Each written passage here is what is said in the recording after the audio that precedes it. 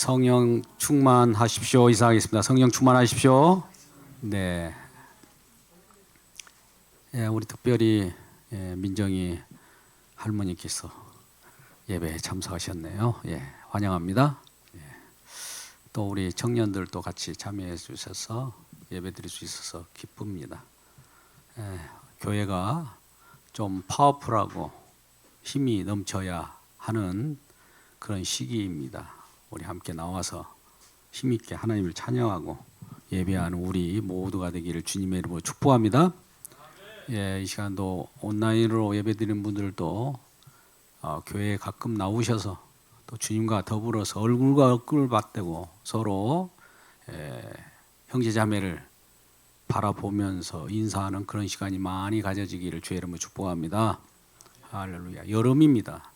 이제 건강도 잘 챙기셔야 되고 또 더위를 잘 이겨내셔서 이 가을에 새로운 열매로 우리가 다시 나타나는 그러한 날을 기대해 봅니다. 오늘 말씀 증거하겠습니다. 나의 뜻과 하나님 뜻이 충돌할 때라는 제목입니다. 우리 뜻이라고 하면 뭔가 권리를 가지고 의지적으로 나아가는 것을 뜻이라고 하죠. 뜻. 그러니까 의지적인 것인데 뭐 이걸 인간의 자유의지 이런 표현들도 할 수도 있지만 나의 뜻과 하나님의 뜻이 같으면 얼마나 좋을까요? 처음에는 하나님의 우리 아담을 창조할 때 죄를 범하기 전에는 하나님 뜻대로 잘 순응했습니다. 그러니까 하나님 뜻과 아담의 뜻이 같았어요. 말씀 그대로 순종하는 상태니까요. 그런데 외부의 침입자가 이 뜻을 거역하도록 뒤틀어 버렸습니다. 그 후로 우리는 아무리 하나님의 뜻을 순응하고 따라가려고 해도 잘 안 되는 거예요. 그래서 나의 갈 길이 주님의 뜻 가운데 그 길을 가는 것이 아니라 항상 벗어나는 그런 삶을 살게 되죠. 그것을 어떻게 증명하느냐? 우리 삶을 보면 알죠. 이리저리 힘들고 어려운 일들이 많이 발생하죠. 고통스럽죠. 기쁘다고요. 기쁨도 있겠죠. 그러나 대부분 슬픔과 고통, 고민, 또 여러 가지 오늘날 사회 같으면 우울증과 공황장애 같은 것을 통해서 자기 자신도 통제를 못합니다. 그런 위기에 살아가는 시대를 우리가 맞이하고 있다는 이 사실을 기억할 때 주님의 뜻대로 안 되는구나. 내 뜻대로 안 되니까 또 주님의 뜻이 안 되는 거예요. 그러니까 우리 나의 뜻과 주님의 뜻이 같을 수가 없고 또 그 충돌의 현장 속에서 애도하라 하는 것이 우리의 실존이라고 볼 수 있습니다. 그러면 주님의 뜻을 맞추면 되겠네요. 우리가 이렇게 생각할 수 있습니다. 그러니까 그것이 제대로 되던가요? 우리 크리스찬이라고 할 때는 기도하는 분들 아닙니까? 물론 다른 종교에도 기도는 있습니다만 우리가 기도할 때 하나님 뜻을 구하지 않습니까? 내 뜻보다도 주님의 뜻을 알려주세요. 그러면 순종하겠나이다 하면서 주님의 뜻을 구할 때 과연 우리가 기도 응답을 받았다고 하는 그 기도 응답의 내용이 하나님의 뜻입니까? 아니면 나의 어떤 자신감이 새롭게 서럭서럭 올라오는 내용들입니까? 거기에도 우리는 정확하게 하나님의 뜻을 그대로 순응한다고 볼 수가 없어요. 하나님의 뜻은 온전하게 우리를 인도합니다. 그렇다면 하나님 뜻이 온전하게 우리를 인도하게 될 것 같으면 우리의 뜻은 없어야 합니다. 우리 인간적인 생각으로 하나님의 뜻이 있고 인간의 뜻이 있는데 인간의 뜻이 하나님의 뜻을 이렇게 따르면 되지 않느냐 이런 생각을 가질 수 있어요. 일반 철학에서도 그렇게 얘기하죠. 그건 누구나 보편적으로 생각하는 개념이에요. 근데 하나님의 뜻을 우리가 순종한다는 건 뭐냐면 나의 뜻이 없는 걸 순종이라고 그래요. 여러분 놀라셨나요? 순종이 하나님 명령만 내리세요. 하나님 그 뜻을 알면 내 몸이 내가 그 뜻을 순행하고 복종해 보겠습니다. 이런 것이 아니라 성경에서의 순종, 이 내용은 내 뜻이 없는 것을 순종이라고 합니다.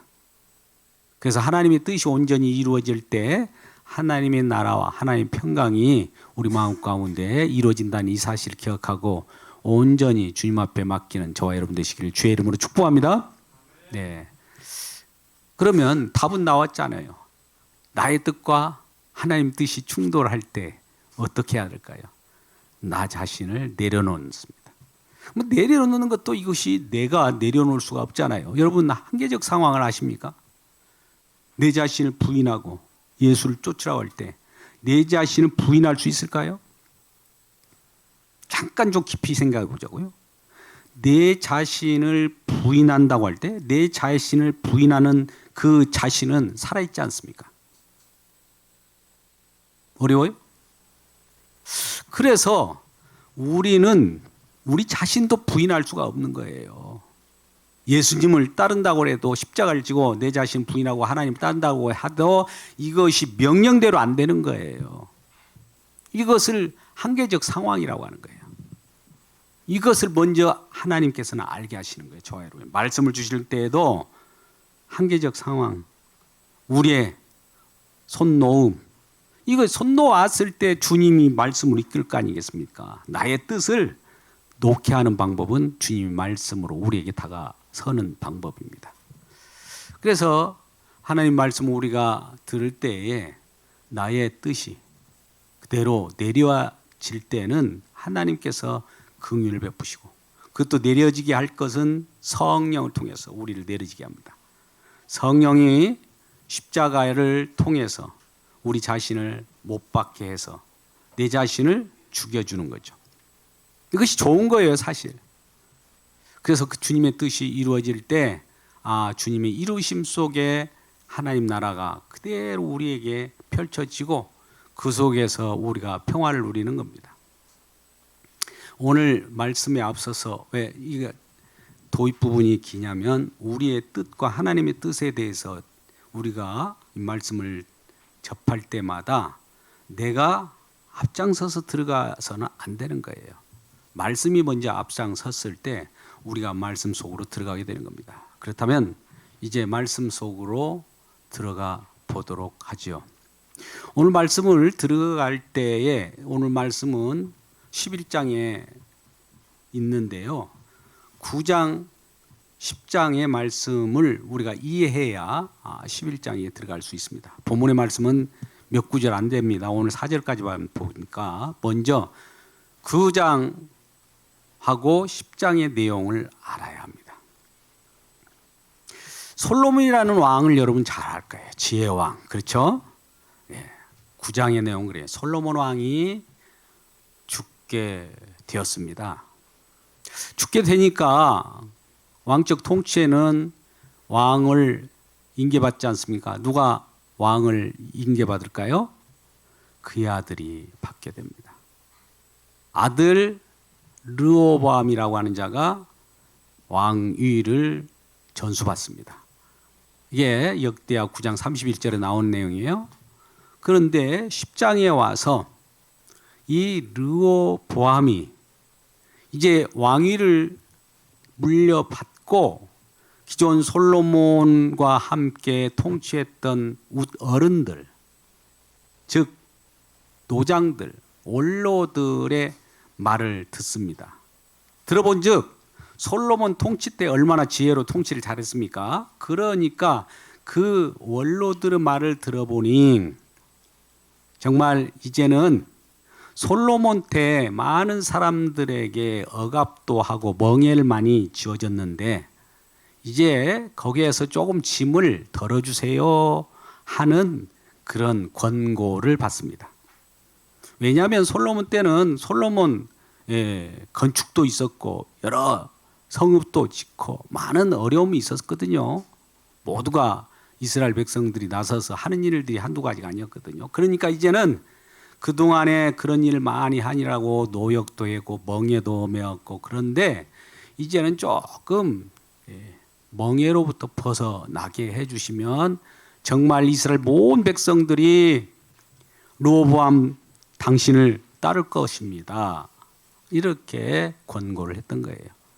그러니까 이런 노장들, 원로들의 말을 잘 들어야 합니다. 그런데 이 르호보암이 3일의 여유를 주세요 그러는 거예요. 좀 생각해보고 꼭 원로들의 의견만 들을 것이 아니라 젊은이들의 의견을 들으려고 하는 거예요. 그래서 이제 르호보암 세대, 르호보암은 젊은 왕 아닙니까?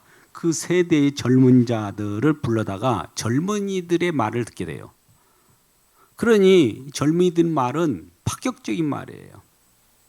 이전 솔로몬 때 멍에를 메었고 했으나 이제는 그보다 더 강성대국을 이루려고 하면 더 큰 멍에를 짊어지게 하고 그 많은 일들 대업을 이루기 위해서는 많은 사람들을 쭉 억압하고 세금도 많이 걷고 이렇게 해야 된다라고 젊은이들이 이 르호보암 왕에게 또 충고를 하게 되죠.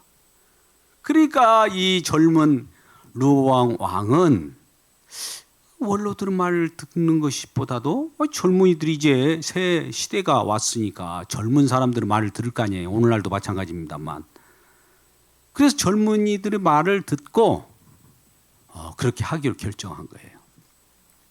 그러면서 하는 말이 이 르호보암 왕이 이제 의기충천해서 우리 아버지 솔로몬은 그때는 가죽으로 채찍을 가했지만 이제는 전갈로 채찍을 가하리라. 아예 그렇게 선포를 하는 거예요. 그러면 우리 이스라엘 백성 입장에서는 갑자기 포갑하고 채찍을 가하고 여러 억압을 한다고 하니까 좋아할 사람 있습니까? 여러분 좋아할 사람 있어요? 젊은이들이 뭔가를 막 무기충천해서 한다고 할 때 왕도 그렇게 한번 해보자고 하면서 많은 이스라엘 백성들을 힘들게 한다면 거기로부터 반발이 일어나게 되죠. 쉽게 말하면 반발은 오늘날 정치적으로 표현하면 쿠데타가 일어나는 거예요. 그래서 이 쿠데타를 일으킵니다. 이게 바로 여로보암과 일부 백성들이에요. 그 쿠데타를 일으키는데 많은 이스라엘 백성들이 거기에 다 동조해 버려요. 이스라엘 백성들은 몇 지파가 있습니까? 12지파죠. 12지파가 그 중에 10지파가 다 거기에 순응해 버리는 거예요. 다 그쪽에 합세해 버리는 거예요. 그러니 르호보암 왕 입장에서는 이거 뭐야? 쿠데타? 그리고 이스라엘 백성들 나를 거역하고 반발을 해? 그래서 그들만의 이 쿠데타 세력들만의 이제 그러한 국가를 이제 만들게 되죠. 그게 이제 북이스라엘인데 가만히 있을 수가 없잖아요. 괘씸하잖아요. 남유다 왕 솔로몬의 아들 입장에서는 정말 이 괘씸하거든요. 가만히 있을 수가 없는 거예요. 그래서 안 되겠다. 우리 유다 지파, 이 유다 지파가 남아 있고 베냐민 지파라고는 이 연약한 지파이기 때문에 있으나마 나는데 유다 지파와 베냐민 지파의 병사들을 택합니다. 오늘 본문의 말씀은 그래요. 1절 말씀. 르호보암이 예루살렘에 이르러 유다와 베냐민 족속을 모으니 택한 용사가 18만 명이라. 이스라엘과 싸워 나라를 회복하여 르호보암에게 돌리려 하더니, 지금 르호보암 왕이 솔로몬 아들이에요. 근데 여로보암이란 그러한 쿠데타 세력들이 지금 반발을 하고 있기 때문에 르호보암 입장에서는 그들 진멸하러 가야 할 거 아니겠습니까? 정복하러 가야 할 거 아닙니까? 그래서 자기 유다 족속을 뽑아보니까 18만 명이 모인 거예요. 18만 명이라면 그 시대에는 얼마나, 오늘날로 18만 명이라고 할 때는 숫자가 굉장히 많잖아요. 그 시대에는 얼마나 수요가 많은 수요입니까? 그래가지고 의기충천해가지고 이제 정복전쟁, 저우의 구테타 세력을 우리가 가서 한번 진멸하고 그들을 쓸어버립시다 라고 하면서 가는 거예요. 근데 오늘 그렇게 가는 이유가 뭐냐? 나라를 다시 회복하려고. 그들이 지금 흩어져 있고 쿠데타를 일으켰으니까 통일시키려고. 또한 무엇을 위하여? 그 명분이 끝부분입니다. 르호보암에게 돌리려 하더라. 싸움에 나가면 어떤 공을 하나님 여호와께 돌리는 것이 아니라 르호보암을 앞세웠기 때문에, 르호보암이 자기가 앞장섰기 때문에 자기 공로를 통해서 통치하려고 했던 거예요. 우리는 어떤 일을 할 때 모든 공로가 잘 이루어지면은 주님께 영광을 돌리는 것이 아니라 내 땀이야, 나 때문이야, 내가 열심히 해서 내 수고야, 내 능력이야, 이렇게 얘기하는 것 같은 거예요. 여호와 하나님께서는 그걸 어떻게 이와 같이 이 쿠데타 세력을 진압하려 가려고 할 때 여호와 하나님은 어떻게 반응할까요? 여호와 하나님의 반응을 보겠습니다. 2절입니다. 여호와의 말씀이 하나님의 사람 스마야에게 말하여 이르되, 스마야는 선지자죠. 솔로몬 아들 유다 왕 르호보암과 유다와 베냐민이 속한 모든 이스라엘 무리에게 말하여 이르되, 뭐라고 말합니까? 여호와께서 이같이 말씀하시기를 너희는 올라가지 말라. 올라가지 말라는 것은 지금 저 쿠데타 세력을 진압하지 말라는 거예요.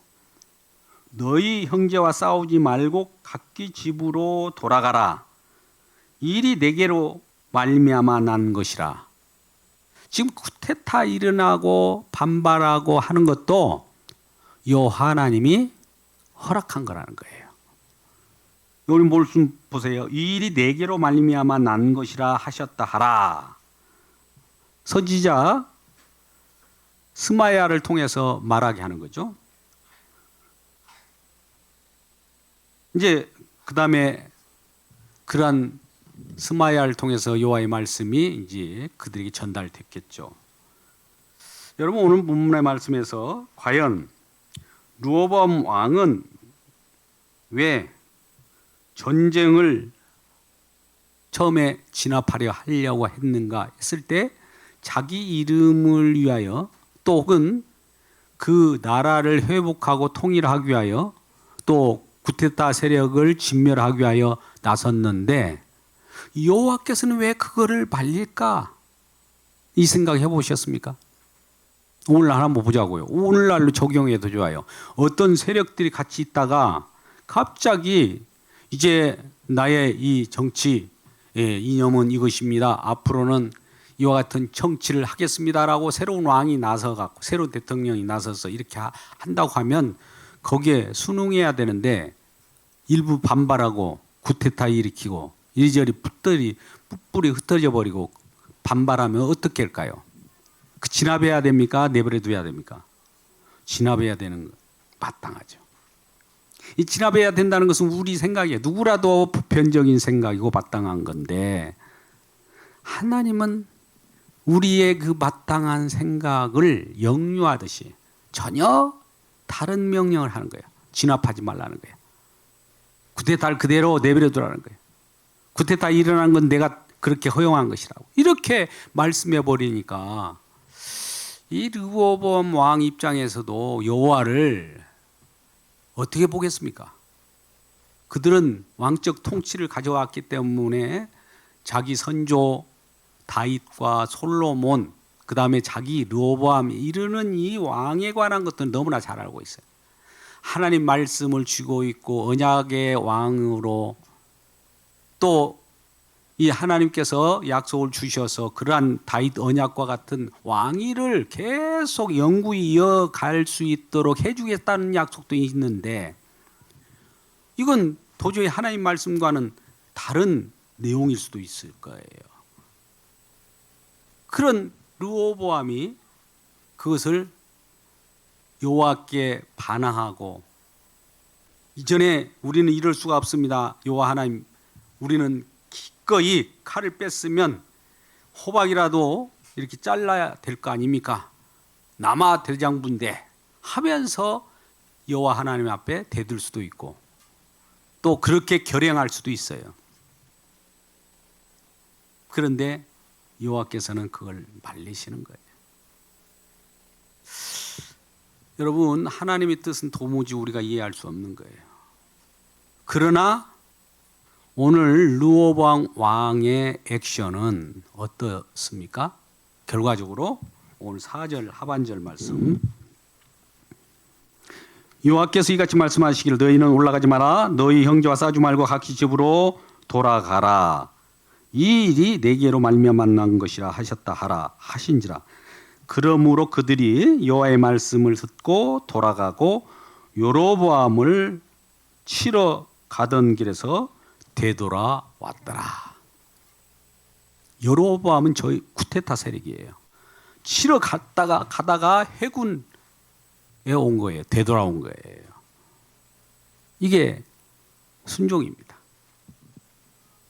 그러면 이 말씀의 내막을 아까 잠깐 말씀을 드렸습니다만 왜 이런 일이 있느냐, 하나님 뜻이 왜 이렇게 이루어졌느냐, 그 근원은 그 르호보암의 아버지로부터 문제가 발생합니다. 왜 아버지께서, 솔로몬 왕은 그 엄청난 지혜의 왕인데 그 말미, 통치 말미, 우리가 처음부터 끝이 좋아야 돼요. 처음 초심을 잃지 말기를 주의 이름으로 축복합니다. 우리는 항상 보면 끝이 좀 자기에게 불리하다 싶으면 이것저것 반역하고 엉뚱한 짓도 하고 그래요. 이 솔로몬 왕이 얼마나 많은 왕적 통치를 했습니까? 그 지혜를 배우려고 참 멀리서 그 지혜를 좀 배우려고 오는 그런 여왕들도 있고, 세계 각국에서 솔로몬을 만나려고 온 사람이 한둘이 아니에요. 그뿐만 아니라 솔로몬과 정략 결혼을 해서 많은 세력들이 정략 결혼이라고 하는 형태를 통해서 그 통치를, 자기들 소소한 그 힘들을 유지하기 위하여 정략 결혼을 합니다. 그러니까 많은 여인들이 솔로몬의 부인으로 들어오는 거예요. 얼마나 많은 부인이 있겠어요. 근데 그들 솔로몬의 부인이 그 이방 여자들이 많았어요. 이방 여자들과 함께 살다 보니 자동적으로 이방 여자들이 믿는 신까지 솔로몬의 그 신을 섬기는 일까지 벌어지는 거예요. 열왕기상 11장 26절에서 29절까지 말씀을 보겠습니다. 26절부터 29절까지 말씀 보면 내용인즉슨 시간이 없기 때문에 제가 설명합니다. 그 이웃에 있는 이방 시돈의 신 아스타롯, 그리고 모압의 신 그모스, 그리고 이 이름은 좀 특이한 이름인데 이 암몬의 신 밀곰, 이런 신들을 믿는 거예요. 그래가지고 그것을 통해서 부국강병을 생각하고 있었던 거예요, 솔로몬이. 그러니까 여인들을 드린 것도 문제지만은 그 여인들과 함께 잘 짝하고 평화를 누리다 보니까 그 여인들이 가져온 신들을 막 접한 거예요. 결과적으로 우상숭배한 거예요, 솔로몬이. 그래서 여호와 하나님께서 솔로몬을 징계하기 위하여 이미 아예 그 징계의 내용을 말합니다. 오늘 역대하를 보고 있습니다만 역대하와 열왕기 상하는 같은 맥락인데, 열왕기는 북이스라엘 주로 얘기를 많이 하고 역대하는 남유다만 주로 이렇게 기록하는 내용인데요. 열왕기상 11장 11절 말씀 보세요. 이건 짧은 구절이니까 11장 11절부터 13절 말씀 보니까 이런 내용이 나와요. 열왕기상 11장 11절 여호와께서 솔로몬에게 말씀하시되 네가 일한 일이 있었고 또 네가 내 언약과 내가 내게 명령한 법도를 지키지 아니하였으니 내가 반드시 이 나라를 내게서 빼앗아 내 신하에게 주리라. 이 신하는 여로보암이에요. 그러나 내 아버지 다윗을 위하여 네 세대는 이 일을 행하지 아니하고 네 아들의 손에서 빼앗으리라. 이 아들이 누굽니까? 르호보암이에요. 오직 내가 이 나라를 다 빼앗지 아니하고 내 종 다윗과 내가 택한 예루살렘을 위하여 한 지파를 네 아들에게 주리라 하셨더라. 이미 솔로몬을 징계하는 차원이에요. 솔로몬이 우상을 섬겼잖아요. 그러니까 여호와 하나님이 솔로몬을 징계하는 차원에서 솔로몬을 바로 징계하는 것이 아니라 솔로몬의 아들 왕위를 이어받았던 르호보암에게 그 12지파 중 한 지파만 남유다라고 하는 지파만 주고 예루살렘에 있는 나머지는 다 대적에게 빼앗기리라. 이런 말씀하셔요. 그러면 그런 말씀을 하신 여호와께서 지금 한참 그 말씀하신 뒤로 이러한 르호보암이 쿠데타 세력을 진군하고 그들 가서 처부수로 가려고 할 때 그 이전에 그런 말씀을 하셨기 때문에 여호와의 뜻은 말씀은 그대로 이루어야 됩니까? 안 이루어야 됩니까? 그러면 오늘 본문의 말씀이 지금 11장을 보니까 10장 15절 말씀을 한번 찾아보십시오. 이거는 쉬운 내용이니까 10장 바로 앞에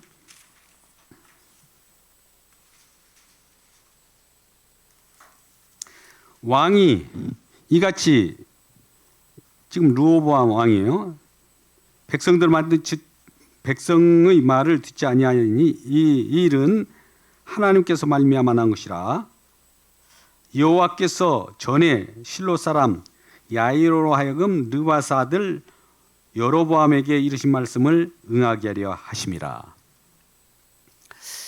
북이스라엘 쿠데타 세력에게도 오늘 이전에 이런 일이 있었어요. 느바스의 아들 즉 여로보암 쿠데타 세력에게 말하기를 누구를 통해서 말했냐면 아히야라고 하는 실로 사람 선지자를 통해서 말했대요.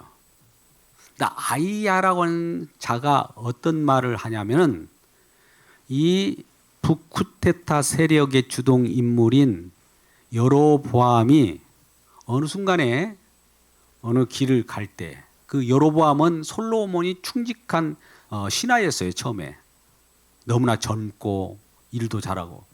그런데 이 방금 같은 아히야라고 하는 선지자가 그 여로보암 쿠데타 앞으로 일으킬 자에게 말하기를 그 아히야의 자기 새 옷을 입었는데 그것을 쫙 찢어가지고 12조각을 탁탁탁 보여주면서 요렇게 된다는 거예요. 그래서 그 중에 10개를 당신이 가져갈 거고 하나 혹은 2개는 이 다른 자가 가져간다는 것을 사인으로 예언으로 예언해 주는 거예요. 그러니까 이 여로보암이 쿠데타를 일으키기 전에 이런 생각을 갖게 되는 거예요. 이전에 나에게 선지자가 그와 같은 것을 보여주었는데 그것이 지금 일어나고 있는 거예요. 하나님 말씀은 미리 어떤 일을 하기 전에 처음에는 약속을 했어요. 약속을 하고 약속을 다시 환기시키는 차원에서 예언을 합니다. 예언하고 이루어지면 또 다시 확실히 이 예언이 이루어졌다는 것을 확인한 다음에 또 예언을 해요. 자, 우리 이런 생각을 해보세요. 우리가 어떤 하나님의 약속이라는 건 계획이라고 봅시다. 계획을 딱 말씀하시고 나서 요만큼 이루어요. 요만큼 이룬다는 예언을 하고 이룬 것을 또 보여줘요. 또 이룬다는 걸 예언해요. 보여줘요. 이게 말씀에 응하는 거예요. 그러니까 지금 하나님의 지금 역사는 이와 같이 이루어지고 말씀하고 이루어지고 말씀하고 예언하고 말씀하고 이런 것들이 진행되는 역사라는 거예요. 그러니까 이것을 우리 주님이 지금 그 배후에서 다 운행하고 있죠. 우리는 몰랐는데 알고 보니까 아니 우리 대적 쿠데타한 사람은 거기에서 가가지고 우리는 말하자면은 그것을 진압해야 되는 것은 우리의 생각이잖아요. 근데 진압하지 말라고 하는 이유가 왜였나 봤더니 하나님께서는 솔로몬이 우상을 섬겼으므로 이제 이 나라를 남북으로 쪼개버리겠다는 거예요. 그런 하나님의 의도가 있는 거예요. 하나님의 뜻은 쪼개겠다고 하는 것이 하나님의 뜻이에요.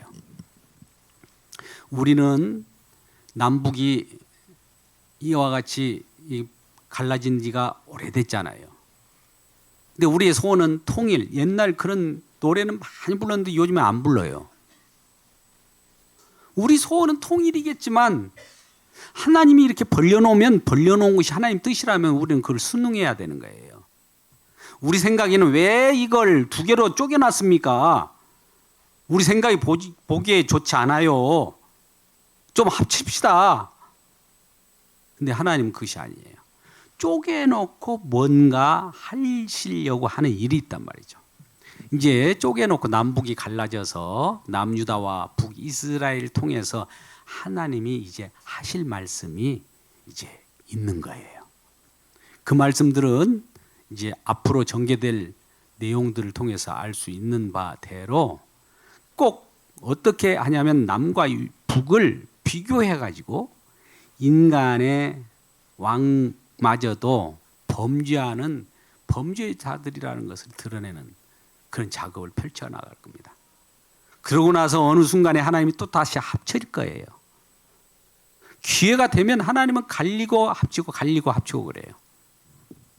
오늘날도 우리 주님께서는 뭔가를 다 이루셨지만 또 가릅니다.